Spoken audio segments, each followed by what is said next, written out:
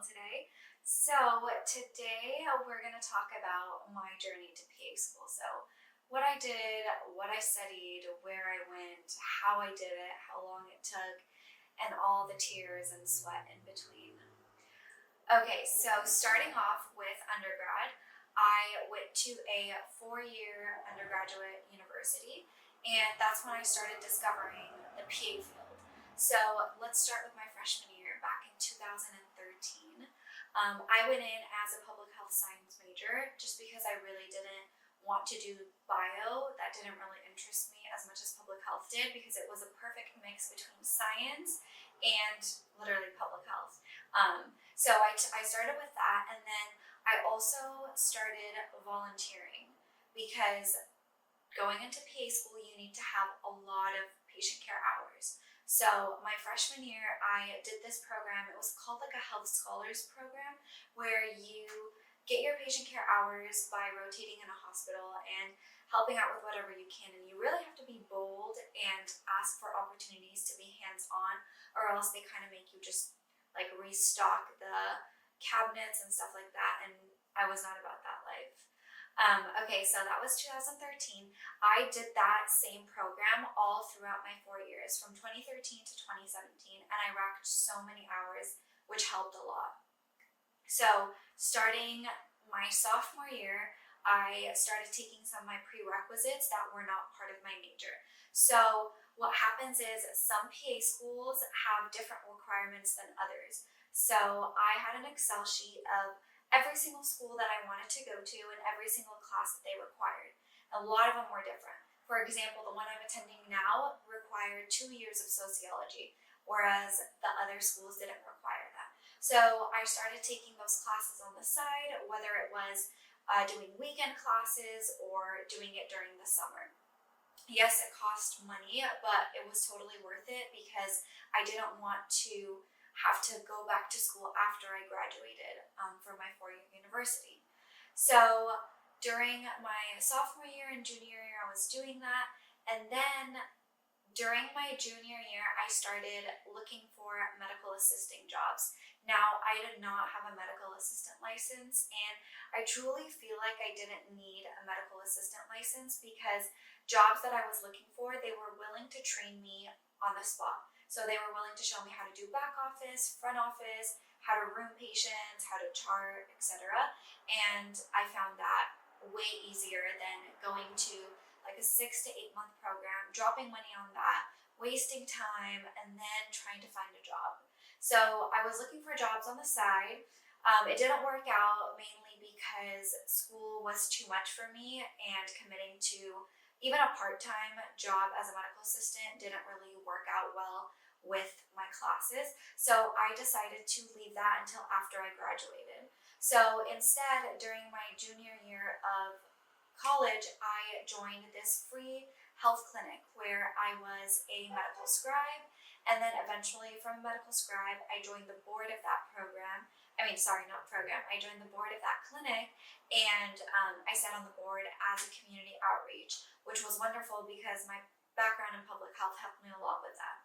So I got hours there as well as a medical scribe, and a lot of schools accept medical scribe, but it kind of is like a gray line where you don't really know if it counts as patient care hours anymore. So I would highly suggest emailing your school that you're interested in and being like, hey, I'm currently a medical scribe and I was wondering if this counts as patient care hours. Because some schools will say, yes, it does count as patient care hours, and some schools say, no, it counts only as healthcare hours, which are very different because schools require patient care hours way more than they require healthcare hours. So I did the medical scribing until my senior year of college. And when I started senior year of college, I also joined a research program that my school offered with the hospital that my school owned or like had. Basically what I did was I helped write research papers, I helped do the research, I helped do clinical trials, and because this was clinical research, some of it counted as my patient care hours because I would see patients. And I got the opportunity to publish, which also looks really good on applications because a a lot of PA students who apply are kind of the traditional like science background, patient healthcare, and research is not usually part of that. So it was a great talking point for me during my interviews. I'm not saying that you need to have that, but that was something that I noticed made a difference for me, because when I did do my interviews, a lot of people that were interviewing me asked me like, hey, can you tell us more about your research? Or what was this paper about? Or what did you do in XYZ? So I did that for about a year and a half. And like I said, I got more patient care hours then. And then I graduated. So I graduated in the summer of 2017, and I found a job as a medical assistant. Again, I did not get my medical assistant license. I just went on Indeed.com and I searched for medical assistant jobs, and then where I see it says like medical assistant license preferred, I applied to all those jobs. And then when they called me, I would tell them like, I do not have medical assisting like background or certificate, but I'm willing to be trained. And especially like small clinics or private clinics, they're always willing to train you because they really want medical assistants to come work for them. So that's how I got my first job.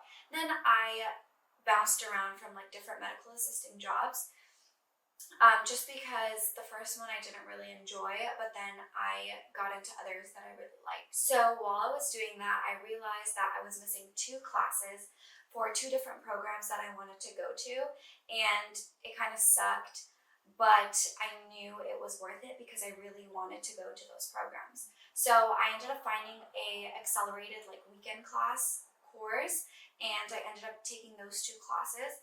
It was not cheap, like not cheap at all, but it was worth it because I got into PA school. And yeah, it sucks because you're taking out all this money, but hey, you're gonna graduate and you're gonna be making money, and you can pay off that debt in like a matter of time. So I took those classes, then I applied. So that was my first time applying. That was in 2018. I applied, and I got interviews like for, how many schools did I apply to? Let's see. I want to say I applied to 7-ish schools, and I think I got 4 interviews. And I interviewed to all 4, and I got waitlisted to 1 and rejected from 3. I was absolutely devastated, and I thought my life was over. Like, I think I cried for like a week straight. And then I was like, maybe this isn't for me. And I wasn't realizing what was wrong. Like, I didn't know that I was lacking in something. Like, because in my head, I got the interview, so obviously, like, they wanted me. But I wasn't realizing that my interview skills were absolute trash. Like, I literally sat in front of the interviewer and I just recited my answers. Like, it was definitely a disaster, and I didn't realize it then. So I continued to work, and then I applied again. Same thing happened. My grades were great. My GPA wasn't great, but it was doable, like, because I got interviews. My hours were great, so they interviewed me again. I got rejected. And I was just like distraught, like, why am I getting rejected? Then I met this doctor at a job that I was working at, and she was like, oh, like, what do you want to do with your future, blah, blah, blah. And I told her, and then she's like, oh, like, maybe you're lacking in your interview skills, which nobody ever told me. Because when I asked the schools, they would give me like a vague answer, like, oh, everybody who didn't get in, like, should work on their interview skills. And I'm like, but I want details, like, what do I need to work on? So I did a mock interview with this doctor that I met, and she literally, like, basically told me it was trash and I needed to scrap everything out and start all over again. So I did a few mock interviews with her, and I realized, like, my body language was off, just the way I was saying things was off. So it took a lot of practice. Then I applied for my 3rd time, and I only got 1 interview. Just 1 interview. So that was all I had. And I told myself, like, if I don't get in, like, I just need to figure something else out, But I wasn't going to, low-key, because PA school is my only plan A, B, and C. I don't have any other plans. So I did my mock interviews with her. I went in, I got the interview, I did the interview, I made some people laugh, and I left, and right when the lockdown hit, like COVID lockdown, I think it was like the second week, I was making soup. It was 7:30 p.m. I was making soup and I get the email like, your status has changed in this school. And I completely went numb because you have to like log into your account in order for them to tell you. And I remember telling my husband like, oh my gosh, I got the letter. It was like basically my only chance to get in because I only got one interview. And I remember thinking like, wow, lockdown is either going to be great because I got in, or lockdown is going to be terrible and I'm going to be depressed because I didn't get in. And I opened it and alhamdulillah, thank God, all I read was congratulations and I blacked out. I was crying, obviously out of happiness. I should have been crying out of fear because PA school is hard. But at the time, I didn't know the mess I would get myself into. But it's worth it.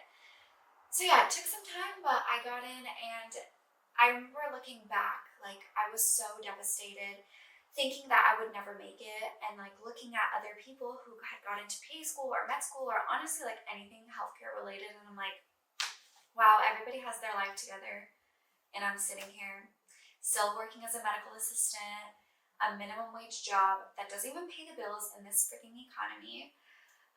But I got in, and I know sometimes it's really hard to see that light at the end of the tunnel because when I was there, I saw no light. It was all black. But now that and I know people are gonna be like, well, you're on the other side, so it's easy to say that, but I was on that side of thinking that I was never gonna get in. But I did, after 3 tries. 3 tries, not 1, not 2, 3 tries. And I made it, and I have complete confidence that you will make it too. It's just a matter of time. If you put in the work, if you put in the effort, if you put in the tears, if you have the right intentions of wanting to care for patients and help people, then it's just a matter of time. It's so competitive to get in. So you're doing everything right. You just have to wait for your turn. And I have all the confidence in you. And I wish I had people who are rooting me on, people on social media. Like, I didn't know that there were PA influencers out there. I would have totally hit them up and like for that like confidence boost. So I hope I can be that person that cheers you on, that helps you on this path. Thank you guys again for joining my channel and watching this video and supporting me. I honestly wouldn't be doing this if you guys didn't encourage me to start a YouTube channel to help everybody out. And I'm always active on Instagram. You can always DM me. You can follow me at The Classy PA. I'll have it linked in the description box below. And just subscribe to my channel and I'll have more videos for you guys. Thanks again, and I hope to see you guys next time.